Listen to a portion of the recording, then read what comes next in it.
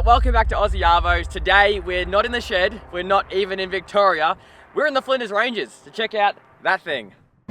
So Liam and I have gotten hold of the keys to an Ineos Grenadier Quartermaster and given the mission to drive it from the steel city of Whyalla deep into the Flinders Ranges, where we'll get a look at a top secret project designed to challenge one of the most iconic 4x4s ever built. But in order to get there, we would first have to travel through a vast remote landscape, so different than anything back home. And we're not just going to take the main roads to get there. So we've grabbed the keys, filled the tank, and began our trip north. Yeah, it gets up. Actually, am I allowed to say that? This is the landscape I wanted to see coming out here. It's just so different than home. Like, it's wild.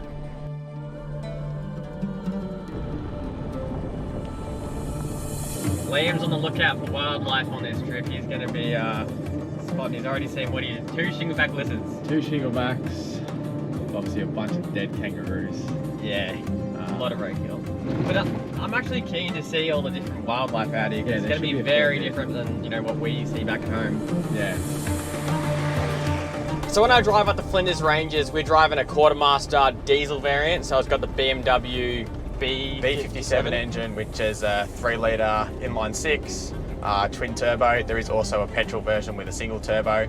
And yeah, this is the trial master, but it's optioned pretty much. No matter what model you get, you can option a whole bunch of different stuff. So this has got like vinyl interior, and then it's got like steel wheels, it's got a snorkel. So I think they said there's like 140 different combinations of car, like by the time you take into account like accessories, color, trim levels. How's that? Absolutely just out in nowhere. Do you enjoy road tripping out in the desert, Liam? Yeah, of course. How couldn't you enjoy it? It's cool scenery. It's something so different, like driving on.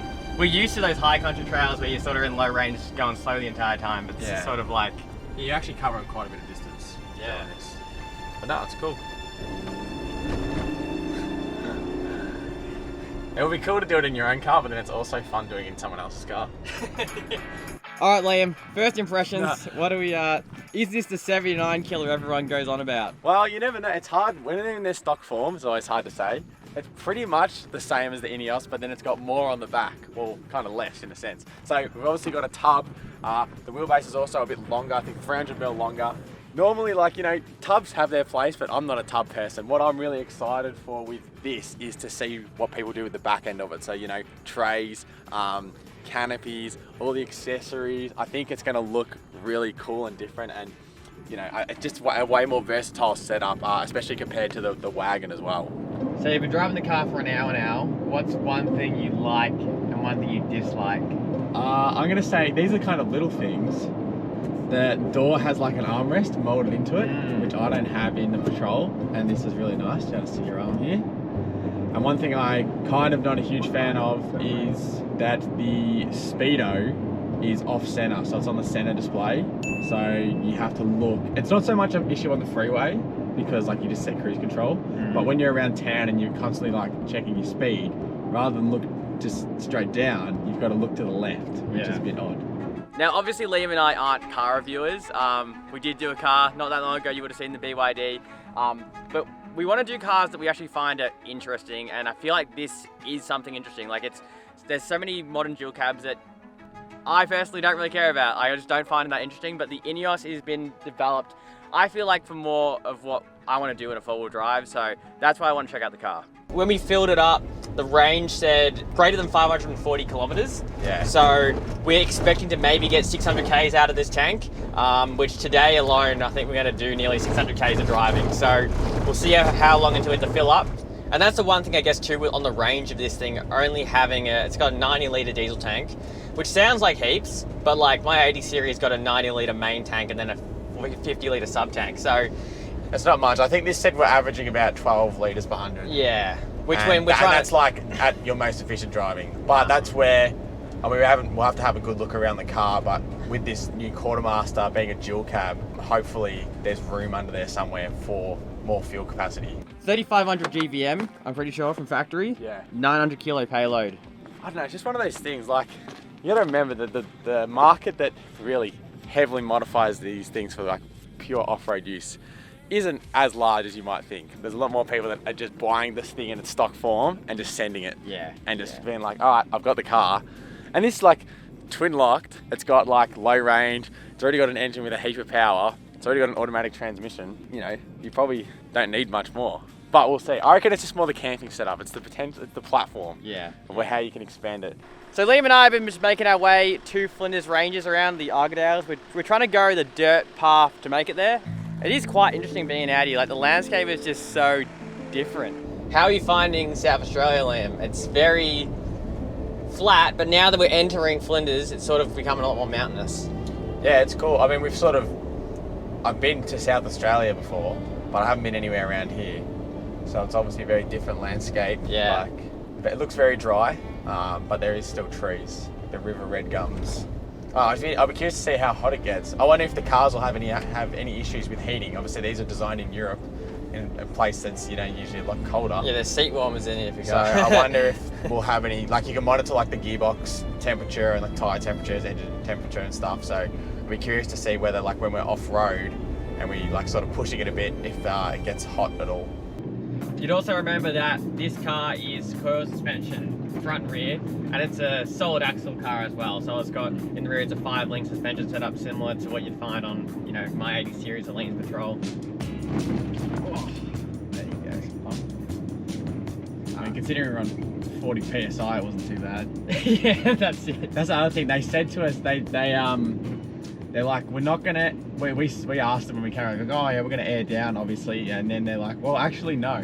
They wanted us to drive this car as if like the person that would just jump in it and think, hey, I've got a 4-wheel drive, I'll just drive up there. I don't have to do any preparation. So they said, we want you to drive it at road pressures. Which is weird, because I'd definitely recommend airing down. Even doing stuff like this. Like even just in terms of damaging your tyres. We're going to wear out your tyres way faster. But anyway, I guess they're not our tyres, so... Yeah, or maybe they just didn't have compressors or something. I don't know. How's it been on the dirt so far, Liam? Seems good. I mean, like, yeah, I probably wouldn't have it at 40 PSI, but other than that, no, it's good. Like, it's comfy. I mean, this road's pretty good nick, though. Yeah. I would need some hard corrugations. Yeah. If you lock it in the gear, that's pretty snappy. Because these, like the M57, like they rev. Right. For a diesel. Like, if you didn't care about having the toughest car out there and you just wanted to go to a place that's comfortably, I mean, if you can afford it, you just get something like this. Yeah. It's comfy as. Makes it easy. Has heaps of power. Like, this would be comfier than a 79 series, though. Well, I think now that they don't have a V8, especially, it's probably a more... Yeah, what do you want? 6-cylinder twin turbo or 4-cylinder turbo? Speed test.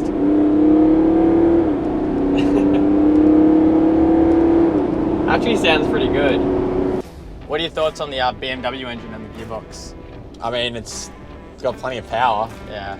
I mean, it's just been in order. I've flicked it into like the manual shifting a few times, and that's kind of like, I don't know, you sort of get to really feel the power of it when you let it rev right out, rather than letting the auto change for you. But yeah, I mean, it's got more power than you'd ever need. So after about 300 kilometres of driving later, we stopped in at the Prairie Hotel, as Ineos had organised access to a private station for some four-wheel driving. Alright, so we've got Justin in the car with us. You might remember he is the Asia Pacific CEO, is that correct? Head of region for Asia Pacific region, yeah. Yeah, you might also remember him as the guy that was in the back when we got it bogged last time we were in an Ineos, but luckily we're in the middle of the desert, so there's no mud. We've got some sand coming up though. So We've got some sand, so it could get interesting. But there's no bad Santa to sort of plague us, so we'll be all good. I love how you've read the comments on the video. no. I thought it was pretty funny. Is there anything you feel like you didn't get right in the launch of the Grenadier? This, like, it didn't work out, you might need to redo it, or is there anything that you feel like could have been done better? Yeah, all right, that is a good question. I will be completely honest with you. I think that the biggest challenge that we've had is the business model. The vehicle itself, the product itself, is actually the really it's been, fortunately for us, the easy bit. So, we went with this agency business model. Most new cars are sold through franchise retailers. Right, yeah. The main difference is we own the stock, we set the price, and we transact directly with the customer. The cultural change of working with a business model like this, that's been our biggest challenge. Has it met your expectations in how the car's been performing in terms of, how many people are buying them? Yeah, so I think what happened is that we fell into, if I'm harsh on ourselves, we fell into a bit of complacency with regards to our awareness. So we've got really high awareness within the 4x4 community. They know who we are, what we do, the type of vehicle we build, where it's made, you name it, all the detail. But you can't rely on just those people to generate sales for your business and support your network and so on.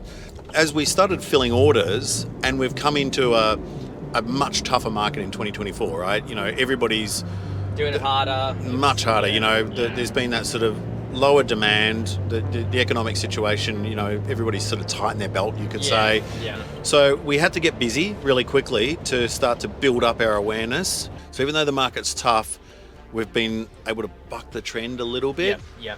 But still, we're not a mass volume brand. We're not the big might of a Toyota or a Nissan or something like that. We're a specialist brand for people that are interested in this type of product. Yeah. All right. We're engaging four-wheel drive. So this might be... Are you getting flashbacks?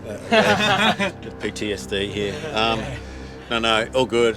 It was fun last time, all right? So. I'm actually really curious. I feel like it's hard because of where we are in Victoria. It's not often that you can test a new car and be like, oh, but I want to drive it in sand because it's so far away. Yeah, exactly. Sand. So I'm actually really curious because sand often shows the true capability. 100%, definitely. Yeah. And by the looks of it, after it's been sitting in the sun all day, Oh, it's gonna be. It looks pretty soft. It's gonna be soft. Yeah. What are you in right now, Liam? I'm in first. I'm just in high range, no diff locks. But it is soft though. Yeah. It's been sitting. All this sand's been baking in the sun. It's currently 35 degrees outside. Yeah. This is getting pretty boggy in the middle here. Oh god. It's got plenty of power. That's for Yeah. sure. And coming to a stop, I'm scared to stop. Yeah, I know, right? And it wasn't long until we did. Put it in reverse. All right, guys. We're not doing it again, all right? Now Justin's really getting flashbacks. Yeah, exactly. Give it a bootful.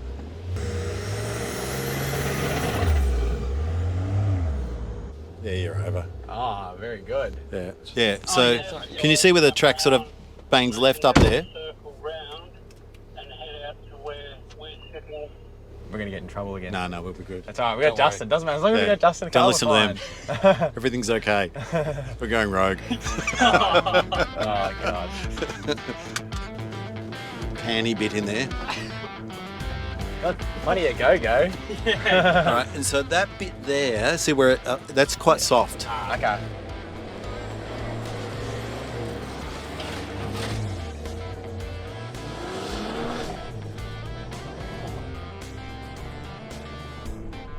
Oh, awesome.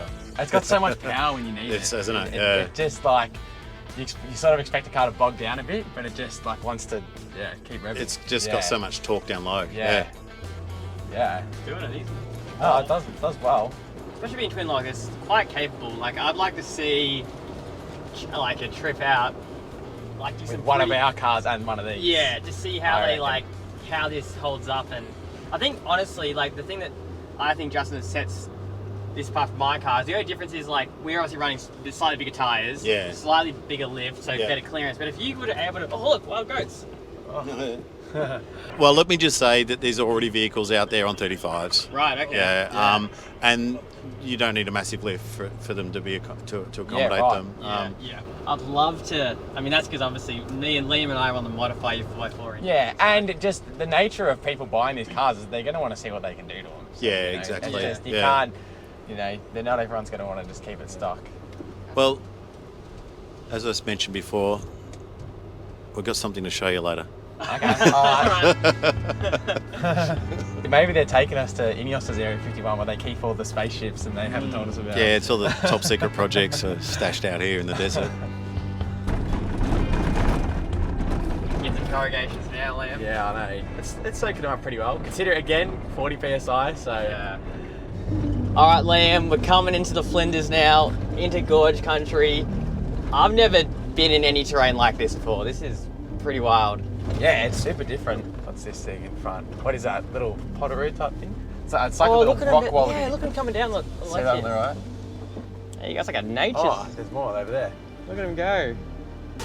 Well, this is definitely seems where all the wildlife will come back to congregate. It seems Oh there's yeah, water it's and water shade here. and- It seemed really desolate from the outside, like there was nothing, like no life. But then you get in the gullies, and Yeah. there's water, and like just in that last kilometre, there's so much wildlife we're seeing. Yeah. It's wild. It's just, I don't know, it's such a different terrain, and that's really why I wanted to come out here, because it's just a taste, obviously, but we're definitely coming back here for a proper trip, because it's just, yeah, wild. Yeah, it's got me keen to bring the patrol back out here. Pick one best thing about the Ineos and one worst thing. Ooh, one best thing. I'll have to say the entire driveline. Yeah. So power, engine, transmission, transfer case, the axles. Because that whole kit is just amazing. Worst thing about it. Something that could be improved, or just like someone that you find is just annoying. We should have done that better, or we should have changed that, or anything. I think It's a hard question since you're. it is, But- yeah. but I would have loved, and I'm probably like a lot of customers for touring. I would have loved a bigger fuel range. Yeah, okay. But yeah. it was a hard fought debate with all of our colleagues, and at the end of the day, we've got to homologate, engineer, develop, test, crash test, and do all the certification for a lot of different markets around the world.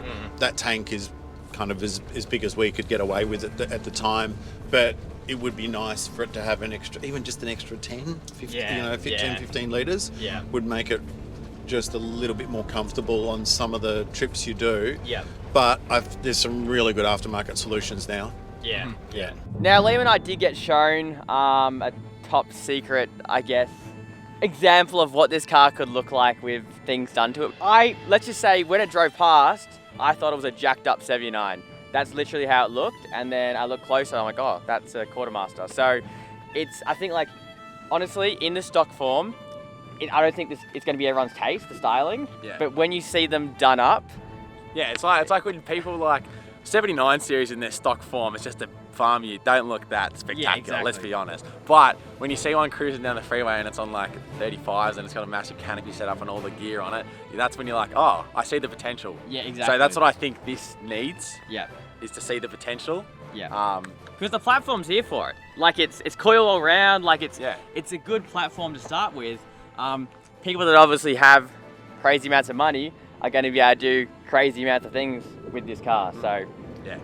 All right, so that's our time here in the Flinders Ranges. Now, I want to know in the comments, would you guys consider a Quartermaster? You've seen the little sneak peek of the thing we got to show off. But yeah, just looking at that, I think there is some real potential with this thing to compete against big modified trucks like the 79 series. So anyway, let me know in the comments. Thanks for watching this video. Liam and I now got to get back out here in our cars. So we'll bring the 80 up here, bring the patrol up here, and yeah, hopefully we'll see you all guys very soon.